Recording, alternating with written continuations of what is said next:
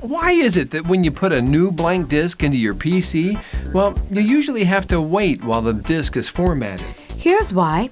Most disks come out of their box totally blank.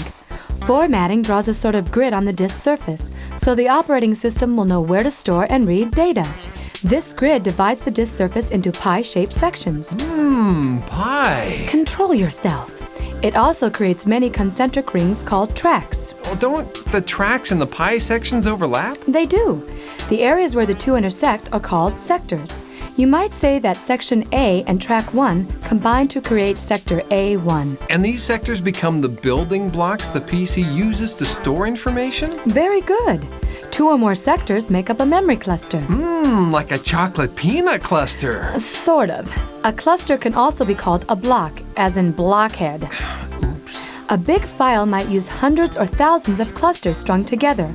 On the other hand, even if a file is only 1 byte long, the computer will use an entire cluster of 256 bytes or more to hold it. The PC couldn't keep things organized if it tried to subdivide clusters. Well, so how does the PC keep things organized? Good question.